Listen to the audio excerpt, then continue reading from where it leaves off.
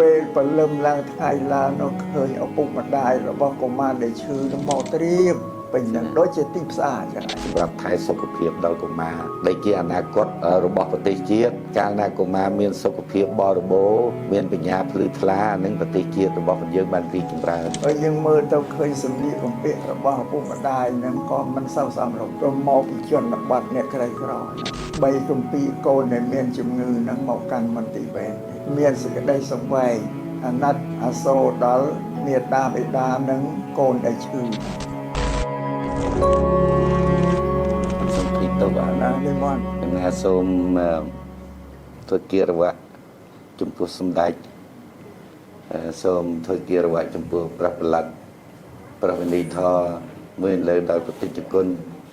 ហើយសូមចម្រើនពរដល់លោកស្រីដែលជាប្រធានរាជអង្គាសលោកស្រីដែលជានាយករងនៃមន្ទីរពេទ្យកុមារអង្គរព្រមទាំងបុគ្គលិកទាំងអស់សូមចម្រើនពរដល់ញោមដែលមានវត្តមាននៅក្នុងឱកាសនេះតាមរបាយការណ៍របស់លោកស្រីដែលជានាយករងមន្ទីរពេទ្យកុមារបានរបាយការណ៍អាត្មាភាពមានសេចក្តីសង្វេគអាណិតដល់កូនចៅជាពិសេសគឺកុមារតូច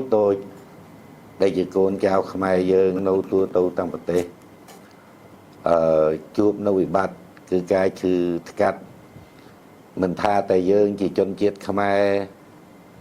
ឬជនជាតិណាមួយទេយើងកើតមកនៅក្នុងโลกនេះសុទ្ធតែមានរោគដូចគ្នាទាំងអស់កូនចៅខ្មែរយើងនៅប្រទេសវៀតណាមក៏ដូចជាកូនចៅខ្មែរយើងនៅប្រទេសកម្ពុជាអញ្ចឹងបុណ្យកុសលដ៏ធំបំផុតគឺបុគ្គលណាមួយដែលគ្មានរោគតែរឿងនេះជាការពិបាកបំផុតដូច្នេះអាត្មាភាពឃើញបានថាញោមគ្រប់រូបមន្ទីរពេទ្យយើងទើបតែកសាងបានឆ្នាំ1999មកដល់ពេលនេះបាន27ឆ្នាំដោយការឧបត្ថម្ភរបស់ជប៉ុនដែលជាអ្នកថតរូបបានឧបត្ថម្ភក្នុងការកសាងនៅមន្ទីរពេទ្យរបស់ពលយើងសម្រាប់ថែសុខភាពដល់កុមារដែលជាអនាគតរបស់ប្រទេសជាតិកាលណាកុមារមានសុខភាពបរិបូរណ៍មានបញ្ញាភ្លឺថ្លានឹងប្រទេសជាតិរបស់ពលយើងបានរីកចម្រើនពិសេសបំផុតមានការវត្តមានរបស់សម្ដេចនៅក្នុងឱកាសនេះអាត្មាភាពមានសេចក្តីត្រេកអរនិងសោមនស្សយ៉ាងក្រៃលែងដោយបានលោកស្រីនាយករងបានមានប្រសាសន៍របាយការណ៍ថាបានទទួលការឧបត្ថម្ភអំពីសម្ដេចជាច្រើនលើកច្រើនគ្រាបើតាមយើងចំណាយនៅក្នុងមួយឆ្នាំប្រហែលជា$6 លានអាមេរិកតែចំនួនទឹកប្រាក់នេះពឹងទៅលើទឹកប្រាក់នេះគឺក្រៅពីក្របខ័ណ្ឌរបស់រដ្ឋពឹងទៅលើសប្បុរសធម៌គ្រប់រូបគ្រប់មន្ទីរដែលស្ថិតនៅក្នុងប្រទេសក្តីក្រៅប្រទេសក្តីដែលជាអ្នកមានសប្បុរសធម៌ជួយគ្រប់គ្រងដើម្បីនឹងកម្ចាត់បងនៅរោគយកនៅសុខភាពបរិបូរណ៍ជូនកុមារដែលជាកូនចៅរបស់ពលយើងគ្រប់រូបអាត្មាភាពឃើញថាកិច្ចការធ្វើរបស់បុគ្គលិកមាននាយករងក្តីនៅក្នុងមន្ទីរពេទ្យក៏ដូចជាលោកស្រីដែលជាប្រធានខាងរាជរង្គៀសដើម្បីជួយឧបត្ថម្ភគ្រប់គ្រងជាកិច្ចដ៏ល្អបំផុតជាកិច្ចដ៏វិសេសបំផុតពិសេសគឺការទំនុកគ្រប់គ្រងផ្ទាល់របស់សម្ដេច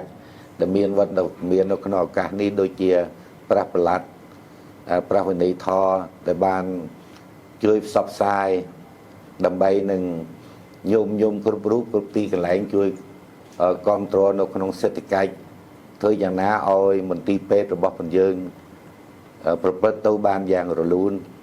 ហើយអាត្មាភាពមានកិត្តិយសណាស់ដោយមានកិច្ច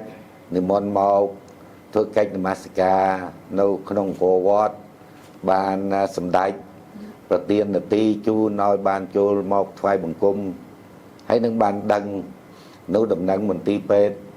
កុមារអង្គរវត្តរបស់ពលយើងនេះ ដែលជាមន្ទីរពេទ្យមួយក្រៅក្របខ័ណ្ឌរបស់រដ្ឋត្រូវមានការជួយទំនុកបំរុងជាច្រើនដោយការឧទ្ទិសនាមនឹងឲ្យបានក្នុងឱកាសនេះមានវត្តមាននៅក្នុងពេលនេះជាពិសេសគឺទី1គឺមកសួរសុខទុក្ខហើយក៏ដូចជាអំណរគុណចំពោះបុគ្គលិកគ្រប់រូបទាំងអស់ព្រមទាំងនាយករងនិងលោកស្រីដែលជាប្រធានរាជអង្គាសប្រការទី2គឺចង់បានចែករំលែកនៅសេចក្តីទុក្ខលំបាកការកង្វះខាតរបស់មន្ទីរពេទ្យរបស់យើងដូច្នេះហើយឆ្លៀតពេលនេះសូមចូលធ្វើជាសប្បុរសធម៌ចែករំលែកនៅការលំបាកលំបិនមិនថាតែប្រទេសយើងមិនថាតែប្រជាជនយើងដែលជួបប្រទះនៅការលំបាកលំបិនទេសូម្បីតែនៅប្រទេសនានាប្រទេសដែលមានប្រទេសដែលជាមហាអំណាចក៏គង់មានប្រជាជននៅក្រីក្រគង់មានប្រជាជននៅជួបប្រទះនៅសេចក្តីទុក្ខជាពិសេសទុក្ខដោយសាររោគវាកើតឡើងក៏ដូចយើងអញ្ចឹងទេអាត្មាភាពសង្ឃឹមថាក្រមការអធិបតីភាពរបស់សម្ដេច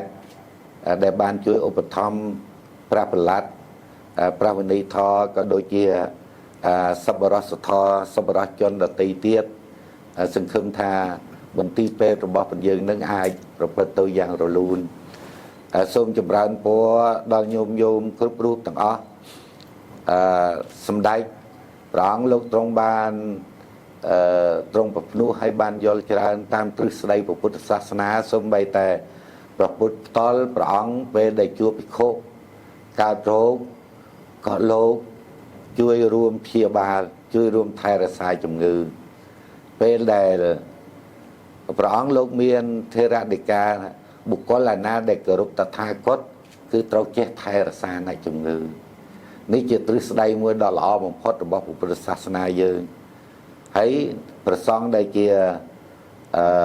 ខ្មែរយើងដែលនៅក្នុងប្រទេសវៀតណាមរាល់ថ្ងៃក្តីព្រះសង្ឃដែលជាមហានិកាយក្តីតែងតែយកនៅទ្រឹស្ដីនោះយកមកអនុវត្តតែងតែធ្វើសប្បុរសធម៌នៅនានាកន្លែងតែមិនបានចូលមកធ្វើសប្បុរសធម៌នៅមន្ទីរពេទ្យរបស់យើងទៅតែក្នុងថ្ងៃនេះបានការអនុញ្ញាតការឧទ្ទិសនាមអំពីសម្ដេចទៅមាននាទីចូលមកជួបមកធ្វើសប្បុរសធម៌នៅមន្ទីរពេទ្យកុមាររបស់យើងអាត្មាភាពសង្ឃឹមថាការចូលរំលែកទុក្ខកង្វះខាតតាមសទ្ធាតិចតួចនេះវាមិនជាធំប៉ុន្មានជាមួយនឹងទឹកប្រាក់តែជាមួយនឹងស្មារតីដែលចូលរួមដូចជាសម្ដេចមានថេរដីកាថ្ងៃមុនទោះបីនៅកន្លែងណាយើងក៏សាច់ឈាមជាមួយនឹងគ្នាក៏ជាជនជាតិជាមួយនឹងគ្នាស្មារតីជាតិនិងសាសនានៅតែគង់វង្សជានិច្ចថេរដីការបស់សម្ដេចអាត្មាភាពនៅមុនទៅកន្លែងវិញមានការរំពឹងឃើញថាមានការជ្រៅជ្រះយ៉ាងក្រៃលែងសង្ឃឹមថាការចូលរួមនេះស្មារតីអាណិតដល់បងប្អូនដែលជាកូនចៅខ្មែរយើងកំពុងជួបវិបត្តិគឺមានរោគនៅក្នុងខ្លួនពិសេសគឺកូនចៅរបស់អ្នកក្រីក្ររឹតតែលំបាកថែមទៀតដូច្នេះការចូលរួមបន្តិចបន្តួចសង្ឃឹមថាជាការរំលែកទុក្ខរំលែកនៅការលំបាកសូមញោមគ្រប់រូបទាំងអស់ដែលជាបុគ្គលិកជានាយករងនៅមន្ទីរពេទ្យក្តីនិងសូមបតីព្រះអង្គប្រមេត្តាប្រោសមិនមែនជាថវិកាធំដុំអីប៉ុន្មានដោយសារការដំណើរនិមន្តមកធ្វើកិច្ចនមស្ការនៅក្នុងអង្គរវត្តនាពេលនេះសូមធ្វើចូលរួមធ្វើសប្បុរសធម៌ចំនួន250អូនក្នុងមួយអូន$20ដើម្បីជាការរំដោះរំលែកនៅសេចក្តីទុក្ខនិងសេចក្តីកង្វះខាតតាមមានតាមបានក្នុងឆ្លៀតក្នុងឱកាសនេះសូមថ្វាយប្រគេនជាដំណឹងដល់សម្ដេចដល់ព្រះប្រឡាត់និងព្រះវិន័យធម៌និងសូមចម្រើនពរដល់ញោមព្រះសង្ឃខ្មែរយើងនៅប្រទេសវៀតណាមជាពិសេសគឺវត្តចន្ទរាំងសីតែងតែមានការជួយសង្គ្រោះនឹងការជួបជាមួយនឹងញោមខាងផ្នែកខាងកម្ពុជាយើងហ្នឹងនិមន្តនឹងព្រះសង្ឃយើងនិមន្តនឹងអញ្ជើញទៅខាងវៀតណាមហ្នឹងតែឆ្លៀតឱកាសចូលនៅវត្តហើយវត្តខ្ញុំបករណាទូលពុទ្ធិកាព្រះអង្គហើយនឹងញោមចម្រើនពរដល់ញោមគ្រប់រូបរៀងរាល់ឆ្នាំប្រហែលឆ្នាំមុនគឺ ចូលរួមប្រសាយចិញ្ចឹមនិស្សិតខ្មែរយើងដែលជានិស្សិតប្រុសអញ្ជើញទៅរៀនទៅសិក្សានៅខាងវៀតណាមហ្នឹងឲ្យនៅសំណាក់ស្រ័យនៅវត្តហើយក្នុងមួយឆ្នាំអញ្ចឹងធ្វើពិធីជួបជុំនិស្សិតយើងគ្រប់រូបហ្នឹងបាន2ដងកណាម្ដងបុណ្យចូលឆ្នាំហើយនឹងម្ដងបុណ្យដូនតាដែលជាប្រពៃណីរបស់ផងយើងនឹកឃើញអាណិតបងប្អូនដែលទៅសិក្សារៀនសូត្រនៅឆ្ងាយប្រទេសនៅក្រៅប្រទេសហើយឆ្ងាយពីឪពុកម្ដាយអញ្ចឹងទៅពិធីធ្វើម្ដងអញ្ចឹងសហការជាមួយនឹងអគ្គរដ្ឋទូតហើយនឹងអគ្គកុងស៊ុលខ្មែរយើងប្រចាំនៅទីក្រុងហូជីមិញហ្នឹងហើយជា3-400ប្អូនចូលរួមប្រសាយហើយហូបចុកលេងជាមួយនឹងគ្នាទី1គឺដើម្បីចង់ភ្ជាប់និស័យជាមួយនឹងបងប្អូនកុំឲ្យបងប្អូននឹករលឹកសង្កេះសង្កោចខ្លួនឯងដែលមករៀនសិក្សានៅប្រទេសក្រៅយើងមិនបានត្រឡប់ទៅស្រុកលេងយើងខែអាណិតខ្លួនដល់ពេលយើងចេញទៅរៀននៅស្រុកក្រៅយើងខែអាណិតខ្លួនប្រការទី2ចង់បានភ្ជាប់និស័យជាមួយនឹងបងប្អូនហ្នឹងទោះបីយើងនៅក្នុងប្រទេសក្រៅឆ្ងាយពីគ្នាឬមួយនៅប្រទេសដទៃតែសាច់ឈាមរបស់យើងនៅតែដដែលដូច្នេះហើយដើម្បីស្មារតីរបស់បងប្អូនហ្នឹងកាន់តែមានការសិក្សារៀនសូត្រឲ្យបានល្អដើម្បីវិលត្រឡប់មកវិញហ្នឹងក៏សាងប្រទេសជាតិរបស់យើងបានរីកចម្រើននឹងសូមចម្រើនពរជាដំណឹងបន្ថែមព្រះអង្គហើយជាទីបញ្ចប់ខ្ញុំប្រកាសម្ដងទៀតសូមក្រាបថ្វាយបង្គំព្រះអំណរគុណចំពោះសម្ដេចចំពោះព្រះប្រឡាត់ព្រះវិន័យធរនិងប្រតិជគុណគ្រប់ព្រះអង្គនិងសូមចម្រើនពរដល់ញោមគ្រប់រូបទាំងអស់ដែលជាបុគ្គលិកដែលជានាយករងហើយដែលជាប្រធានក្នុងការរៀបអង្គាសធ្វើសប្បុរសធម៌នេះក្តីហើយនឹងសូមប្រសិទ្ធពរដល់បងប្អូនដែលកំពុងមានជំងឺទោះបីមិនតាន់បានជួបមុខនៅពេលនេះសូមគុណបុណ្យប្ររតនត្រ័យវត្ថុស័ក្តិសិទ្ធិដួងព្រលឹងខ្មែរពពបរោះខ្មែរសូមជួយទ្រទ្រង់ថែរក្សានៅជីវិតនៅសុខភាពរបស់បងប្អូនគ្រប់រូបហើយនឹងប្រសិទ្ធពរជ័យដល់បុគ្គលិកគ្រប់រូបសូមឲ្យមានសុខភាពបរិបូរណ៍មានបញ្ញាភ្លឺថ្លាមានកម្លាំងដ៏ល្អដើម្បីមានសុខភាពល្អត្រឡប់ទៅវិញបានកសាងនៅភូមិស្រុកបានជាសះស្បើយនៅរោគាដល់បុគ្គលិកគ្រប់រូបទាំងអស់មានកម្លាំងមានស្មារតីល្អដើម្បីបម្រើការប្រយោជន៍រួមជាពិសេសគឺប្រយោជន៍ថែរក្សានៅសុខភាពរបស់កុមារដែលជាកូនចៅរបស់ពួកយើងតទៅអនាគតមួយថ្ងៃមន្ទីរពេទ្យរបស់ពួកយើងកាន់តែរីកចម្រើនជាពិសេសគឺមានការគ្រប់គ្រងឧបត្ថម្ភអំពីសំណាក់សប្បុរសជននៅដទៃទៀតនិងសមាគមដទៃទៀតជួយគ្រប់គ្រងរួមជាមួយនឹងញោមគ្រប់រូបទាំងអស់ដល់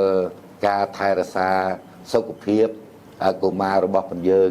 ឲ្យមានការរីកចម្រើននិងមានការពេញបរិបូរណ៍និងប្រកបដោយពុទ្ធពរទាំង4ប្រការគឺអាយុវណ្ណៈសុខៈពលៈកំបីឃ្លៀងឃ្លាតឡើយសូមខ្ញុំករណាសូមប្រគេនពរចំពោះបដិជគុណឯសវណ្ណយ៉ាញ់លងជាព្រះគ្រូចៅអធិការវត្តចន្ទរាំងសីនៅទីក្រុងហូជីមិញព្រះភិក្ខុថេរសីឡោចៅហ្វាយថាយសមាជិកក្រុមប្រឹក្សាសង្ឃាភិបាលនៃសមាគមពុទ្ធសាសនាវៀតណាមនិងជានាយករងនៃខុទ្ទកាល័យទី2មជ្ឈិមហើយជាព្រះចៅអធិការវត្តសេរីសុវណ្ណវង្សាទីក្រុងហូជីមិញព្រមទាំងសមាគមពុទ្ធសាសនាវៀតណាមអមដំណើរមានជាអនុប្រធានគណៈកម្មការផ្សព្វផ្សាយព្រះធម៌មជ្ឈិមអនុប្រធានគណៈកម្មការអប់រំព្រះពុទ្ធសាសនាមជ្ឈិមនិងសូមប្រគេនពរព្រះបល្ល័ង្ក ព្រះវិន័យធម៌ព្រមទាំងប្រកាសណាគ្រប់រូបទាំងអស់ដែលបាននិមន្តមកពីទីក្រុងហូជីមិញមកពីហាណូយណាទាំងអស់នឹងសូមចម្រើនពរញោមបាសិកាយើងភីសរមវិជ្ជបណ្ឌិតនិងបាសិកាគឹមធីអាន់និងលោកយិនធីពោព្រមទាំងសហការីពោនៃមន្ទីរពេទ្យកុមារអង្គរនេះពេលមានលោកប្រធានអនុប្រធានសមាជិកគ្រប់រូបទាំងអស់នៅក្នុងឱកាសនេះខ្ញុំករណាសូមថ្លែងអំណរអរព្រគុណនិងអរគុណចំពោះព្រះអង្គនិងប្រតិរានុធិរៈគ្រប់រូបទាំងអស់ដែលបាននិមន្តមកពីក្រុងហូជីមិញគេណាហាណូយមិនចេះចាំទេណាហាណូយហើយវត្តវត្តធំអីចេះចន្ទរង្សីគេវត្តចន្ទរង្សីវត្តចន្ទរង្សីនេះខ្ញុំកណាស្គាល់ឈ្មោះយូរណាស់20 30 40ឆ្នាំកណាគាត់ស្គាល់តែឈ្មោះមិនដែលបានទៅជួបទេកណាដែលបានទៅដល់វត្តចន្ទរង្សីនោះទៅតែឱកាសនេះទោះបីជាមិនបានជួបវត្តក៏មានព្រះគ្រូបាននិមន្តមកពីវត្តចន្ទរង្សីប្រកាសណាទាំងអស់មកនោះដូចជាឲ្យបានស្គាល់គ្នាចិត្តស្និទ្ធរាប់អានយ៉ាងជាទីបំផុតហើយនៅសំចម្រើនពរញោមញាតិគ្រប់គ្នាទាំងអស់ជាពិសេសគឺបាសិកាពោវិជ្ជបណ្ឌិតពោដែលបានអញ្ជើញមកពីហាណូយទីក្រុងហាណូយហ្នឹងបងហើយមកនេះក៏បាននាំយកអំណោយជាមនុស្សធម៌បានមកជួយទំនុកបំរុងដល់មន្ទីរពេទ្យកុមារអង្គរនេះមន្ទីរពេទ្យកុមារអង្គរនេះខ្ញុំណាសូមរៀបរាប់បរិយាយប្រគេននឹងជំរាបជូនញោមញាតិពេលព្រលឹមឡើងថ្ងៃឡើងនោះឃើញឪពុកម្ដាយរបស់កុមារដែលឈឺនោះមកត្រៀមពេញនឹងដូចជាទីផ្សារអញ្ចឹងហើយយើងមើលទៅឃើញសម្លៀកបំពាក់របស់ឪពុកម្ដាយហ្នឹងក៏មិនសូវសមរម្យព្រោះមកពីជនបទអ្នកក្រីក្រហ្នឹង3កំពីកូនដែលមានជំងឺហ្នឹងមកកាន់មន្ទីរពេទ្យនេះខ្ញុំកណាតែងធ្វើដំណើរការនិមន្តទៅបន់ទានធ្វើដំណើរការមន្ទីរពេទ្យមុខពេទ្យមកឃើញមានសេចក្តីសង្វេគអាណិតអាសូរដល់មេត្តាបិតានិងកូនដែលឈឺហ្នឹងអានឹងមានអាណិតតែកូនដែលសំបីឪពុកម្ដាយគឺយើងមានសេចក្តីអាណិតដែរ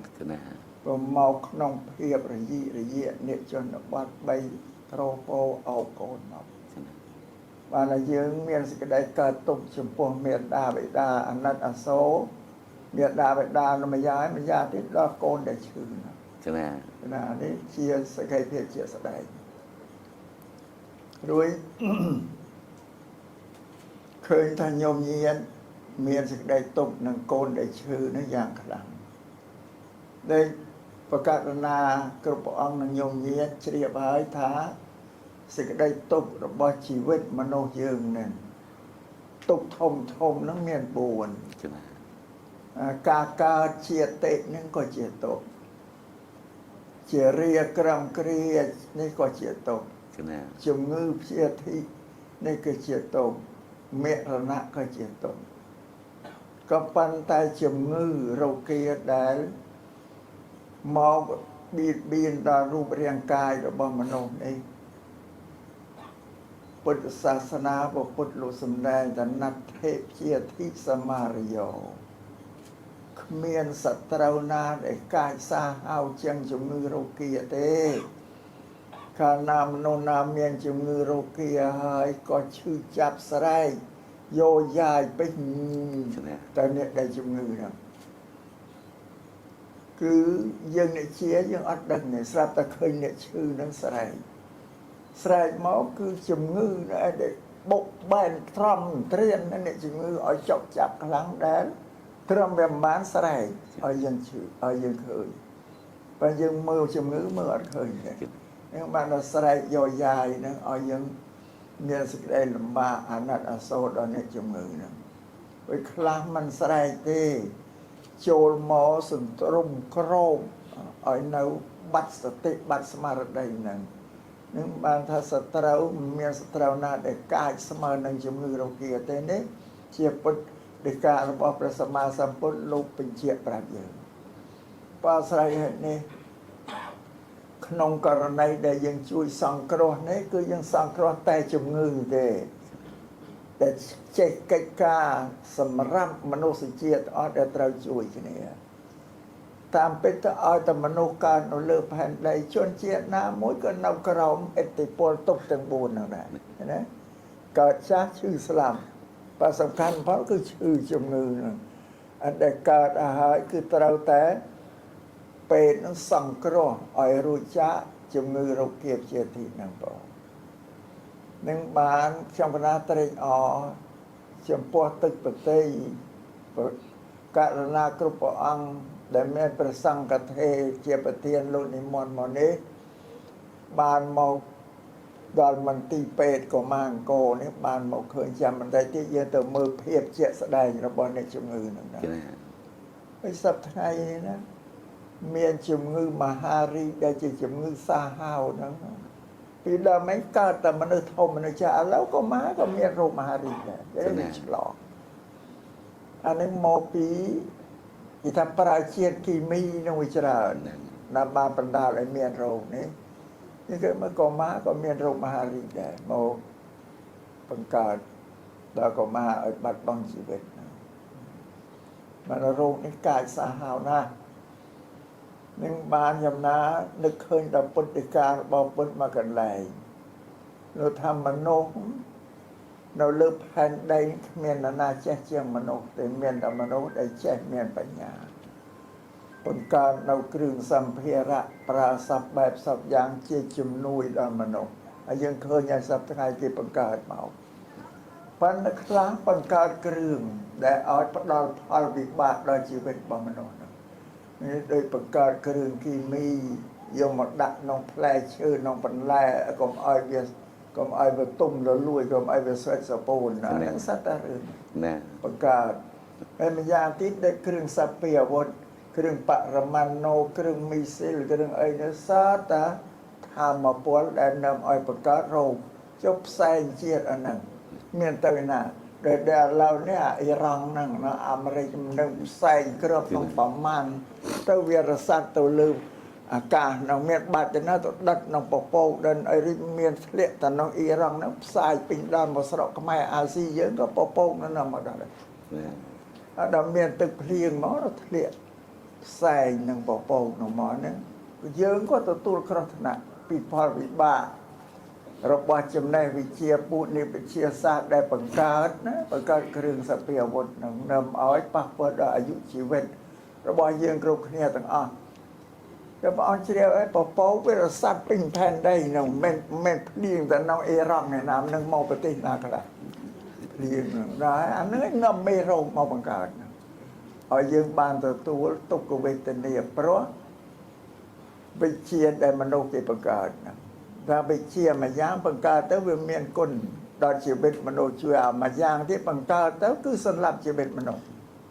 ព្រោះនឹងបានព្រះសម្មាសម្ពុទ្ធលោកសម្ដែងប្រាប់ថាមិនឲ្យមនុស្សរៀនវិជ្ជាបង្កើតវិជ្ជាណាដែលប៉ះពាល់ដល់សុខភាពរបស់មនុស្សអាយុជីវិតរបស់មនុស្សតែហាមណាស់ក៏មិនឈប់ឥឡូវនេះ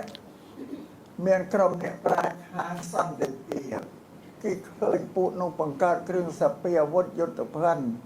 ខ្លាំងពេកចេះតែមានធម្មពលខ្លាំងឡើងណាមានតែក្របតូចមួយបើមានកម្លាំងណាប្រសិនកើតសម្លាប់មនុស្សអស់រាប់រយរាប់ពាន់នៅគេគិតអ្នកប្រាជ្ញខាងសន្តិភាពមនុស្សធម៌ហ្នឹងគេគិតទាំងពួកអ្នកប្រាជ្ញដែលបង្កើតគ្រឿងសព្វាវុធនេះច្រើនណាស់ហើយចង់បញ្ឈប់ពួកនោះកុំឲ្យវាធ្វើវិសភាវុធហ្នឹងប្រក្រោះគ្នាតើមាននរណាមួយទៅនិយាយបញ្យល់ពួកហ្នឹងឲ្យបញ្ឈប់ធ្វើឲ្យវាឃើញថាវិជ្ជារបស់ដែលកើតពីខ្លួនធ្វើគឺប៉ះពាល់ដល់ជីវិតមនុស្សសត្វពេញផែនដី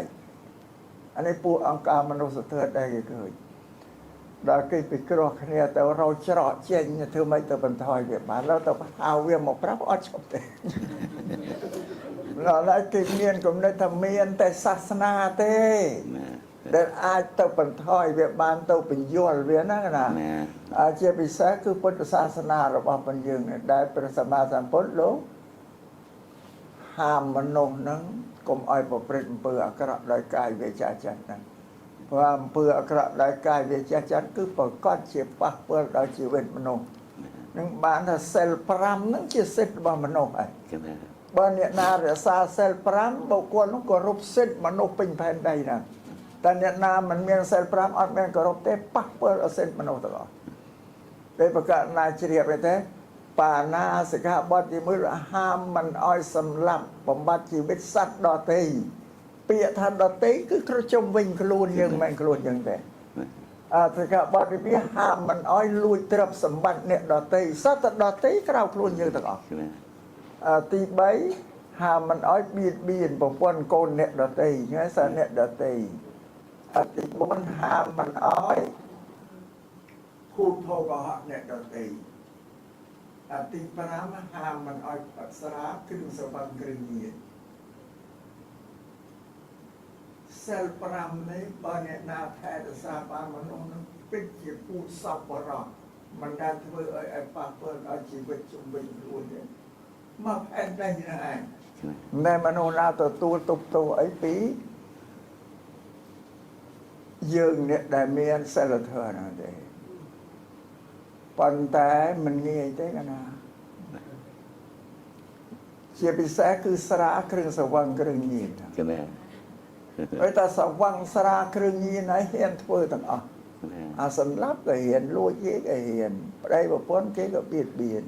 កុហកក៏កុហកនឹងបានព្រះសម្មាសម្ពុទ្ធថាសុរាជាចំណងរបស់សិលណាតែផឹកស្រាដាច់ទាំងអស់បើសិនមិនផឹកស្រាទេបើសម្លាប់សត្វដាច់តែមួយទេលួចទ្រព្យគេក៏ដាច់តែមួយបៀតបៀនប្តីប្រពន្ធគេដាច់តែមួយកុហកគេក៏ដាច់តែមួយអត់ដាច់ទាំងអស់តែបើផឹកស្រាដាច់ទាំងអស់ព្រះអង្គជ្រាបឯងបើស្រាតែផឹកទៅស្រវឹងឈួតតែណាហ៊ានធ្វើទាំងអស់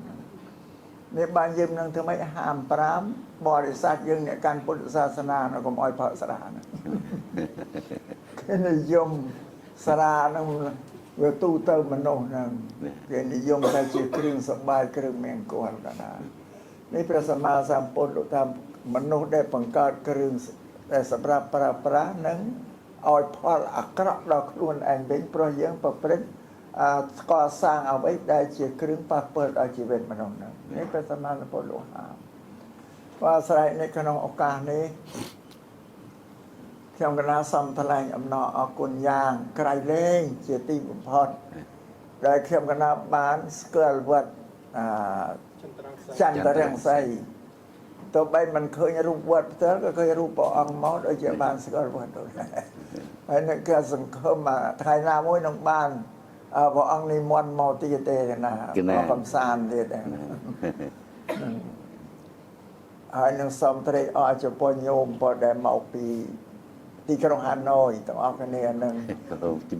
ហូជីមិញទីក្រុងហាណូយទីក្រុងហាណូយហូជីមិញទេមើលរដ្ឋធានីហាណូយហាណូយហូជីមិញហូជីមិញទីក្រុងហ្នឹងមែនអ្នកកណាទីក្រុងបាទហាណូយរដ្ឋធានីនេះបានគិតបានអីពីមកយកមកនិយាយយ៉ាងណាអត់ទេហើយមានខ្មែរមានប្រសងយើងនៅហាណូយមានវត្តមួយនៅហាណូយបាទមានមកដល់សៀមរាបមកថ្វាយគុំខ្ញុំណាខ្ញុំបានទទួលរយៈតិន័យថាចាំថ្ងៃណាឆ្នាំណាមួយធ្វើបុណ្យនៅនិមន្តខ្ញុំណាទៅហាណូយយូរណាស់ហើយចាំមិនឃើញនិមន្តបាទព្រះអង្គតែនិយាយនៅហាណូយលោកមហានិកាយយើងមានវត្តណាមានមួយវត្តមកប្រសង់លោកមកបរិស័ទក៏មកនិយាយជីណាដល់មកសន្យាយ៉ាស្ងាត់សូនឯងចេះចាំមើលថ្ងៃណាសូមថ្លែងអំណរអរគុណនិងសូមប្រគេនពរសាសាទុកា សំប្រគ្រូនិងសហការីទាំងអស់ដែលបាននិមន្តមកសូមបានប្រកបដោយសុខភាពល្អបរិបូរណ៍និងបានប្រកបដោយពុទ្ធពរ4ប្រការគឺអាយុវណ្ណៈសុខៈពលៈជានិច្ចនិរន្តរ៍រៀងទៅនៅសូមជូនពរបងញោមដែលអញ្ជើញមកពីហូជីមិញនឹង3នាក់ឯង ណែ 3នាក់ស្ត្រី2បរិសុទ្ធ1 ណែ còn là ngày nên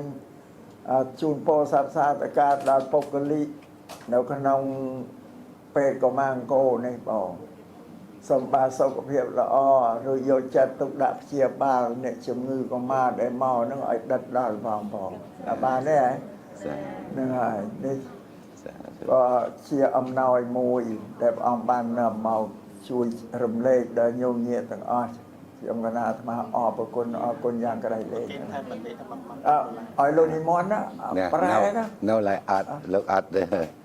អត់លោកអត់និយាយទេបងណែ និយាយអីពី3ម៉ាត់ទៅ thầy có nói gì mấy câu không thầy 10 pi bay không dám nói nè chẳng xôm thuê kia rồi chụp vua xâm đạch pra palat pra bên đây thọ xôm chụp ra po đây nhôm kru tầng ó xâm đạch miền thế ra đi cá thằng phiếp miền xịt đây trek oiอย่างไกล lên xôm ប្រកេនព័ត៌មានបន្ថែមសម្ដេចវត្តចន្ទរង្សីបានកកើតឡើងដោយសារមានព្រះសង្ឃនៅខេត្តឃ្លាំងនិមន្តមករៀនហើយធ្វើសាស្ត្រាចារ្យនៅភ្នំពេញហើយក្រោយមកត្រឡប់ទៅប្រទេសវៀតណាមវិញហ្នឹងក៏សាងវត្តចន្ទរង្សីតែបានទៅតែមួយឆ្នាំឯងមានប្រតិជនគុណនៅវត្តអណ្ដូងពោស្រុករមៀហែកខេត្តស្វាយរៀង ព្រះអង្គនិមន្តទៅសួរក្មួយដែលទៅកងតបហើយក៏និមន្តចូលវត្តចន្ទរង្សីទៅកសាងមុនដំបូងហើយក៏បរិស័ទអរតនីនិមន្តនៅនឹងដែលចឹងទេព្រះអង្គនៅវត្តចន្ទរង្សីរហូតទៅដល់សកលចឹងទេនៅក្នុងវត្តចន្ទរង្សីក៏សាងពិតប្រកបមែនតែនឆ្នាំ 1947 ហើយបាននិសាយបានដង្ហែសរីរិកធាតុនៅដង្ហែដើមពោដោយសារ ប្រតិជនគុណនិរតៈដង្ហែមកតម្កល់ទុកនៅវត្តចន្ទរង្សីណាហើយធ្វើបុណ្យបញ្ចុះសមានៅឆ្នាំ 1953 ចឹងទេនៅវត្តខ្ញុំប្រកាសណាគង់នៅហ្នឹងអស់ពីដំណរប្រអប់វិជាហើយប្រអប់វិជាមុនដំបូងប្រអប់វិជាលំអែមដែលមានស្រុកកំណើតនៅខេត្តខ្លាំងវៀតណាមប្រអប់វិជាទី 2 គឺប្រអប់វិជាអ៊ុលស្រីណានៅស្រុកម្ដងពោ វត្តអណ្ដូងពោស្រុករមៀហែកខេត្តស្វាយរៀងណាព្រះអង្គលោកសុគតឆ្នាំ 1995 ហើយតាំងពីនោះមកខ្ញុំកណាបន្តវេនរហូតមកដល់សប្តាហ៍ថ្ងៃនេះហើយសង្ឃឹមបានថាព្រះសង្ឃនិងពុទ្ធបរិស័ទវត្តចន្ទរង្សីនឹងបានទទួលប្រាស់ដំណើរសម្ដេចហើយនឹងប្រាស់ប្រឡាត់ប្រាស់វិន័យធរនិងនិមន្តទៅចូលរួម ក្នុងពិធីណាមួយនៅវត្តចន្ទរង្សីណាកាលពីសម្ដេចទេពវង្សព្រះអង្គគង់នៅគឺនិមន្តទៅមន្ទីរពេទ្យទៅអីនេះច្រើនតែនិមន្តចូលវត្តចន្ទរង្សីណាជានិសាយនេះហើយជានិសាយវត្តចន្ទរង្សីក៏ដូចជានិសាយវៀតណាមនិងកម្ពុជាក៏ណាជានិសាយមួយដ៏ល្អប្រការទី 2 ក៏ណាសូមប្រគេនដំណឹងព្រះអង្គបច្ច័យដែលធ្វើសប្បុរសធម៌នេះពុទ្ធបរិស័ទទឺវឹងនាម ផាមញឹកវូជំនួយដល់ការនិមន្តមកធ្វើសប្បុរសធម៌នេះហើយនឹងប្រតិជនគុណឥឡូវកំពុងតែគង់នៅកន្លែងទឺវឹងហ្នឹងមានគ្រួសារគេមានកន្លែងនៅមានកន្លែងដូចជាសម្រាប់ផលិតដល់2ភូមិដីទឹករបស់ប៉ុនគេអញ្ចឹងគេមានកសាងវត្តកសាងសាលារៀន ហើយធ្វើមន្ទីរពេទ្យតូចនៅកន្លែងហ្នឹងតែម្ដងអញ្ចឹងទេបានឧបាសកហ្នឹងដឹងបាននៅទុករបស់អ្នកដែលមានរោគអញ្ចឹងគេចង់ប្រាថ្នាធ្វើសប្បុរសធម៌ហ្នឹងដើម្បីសម្រាលនៅទុកបន្ថយកាត់នៅរោគនោះអានេះហើយបានជាឧបាសកហ្នឹងធ្វើសប្បុរសធម៌ប្រការទី 2 គណៈប្រគេនដំណឹងសម្ដេចហើយនឹងព្រះប្រឡាត់ព្រះវិន័យធរ គឺរដ្ឋាភិបាលវៀតណាមនៅក្នុងភូមិវប្បធម៌ដោយយើងនៅនឹងមានភូមិវប្បធម៌នៅខាងវៀតណាមមានភូមិវប្បធម៌ដែរនៅហាណូយ ចេះក្នុងភូមិវប្បធម៌ហ្នឹងដោយឡែកចំពោះជនជាតិខ្មែរយើងហ្នឹងរដ្ឋាភិបាលវៀតណាមឲ្យសង់វត្តមួយនៅកន្លែងហ្នឹងគេណាយកទូកយកគ្រឿងឧបករណ៍របស់ខ្មែរយើងហ្នឹងយកទៅតម្កល់ទុកនៅទីហ្នឹងហើយមានធ្វើពិធីអកអំបោកធ្វើពិធីថ្វាយព្រះច័ន្ទសម្រាប់ព្រះខែ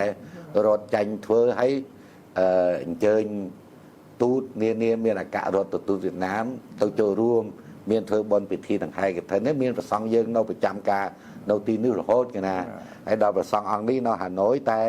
យើងថានៅហាណូយតែនៅភាគខាងជើងខេត្តខេត្តhải dương ខេត្តhải dươngតែស្រុកកំណើតនៅភាគកណ្ដាលណាដូចយើងនៅហ្នឹងហើយកណ្ដាលអញ្ចឹងនៅភាគកណ្ដាលហើយដល់ខ្ញុំមកកាលណាវេជ្ជបណ្ឌិតក្តីប្រសង់គ្រប់ព្រះអង្គក្តីនៅភាគខាងត្បូងកណាវៀតណាមគេហៅថាណាំបោបើហៅតាមវៀតណាមកណានេះសូមថ្លែងប្រគេនសម្ដែងឲ្យចម្រើនពរជាតម្រាំងដល់ញោមគ្រប់រូបទាំងអស់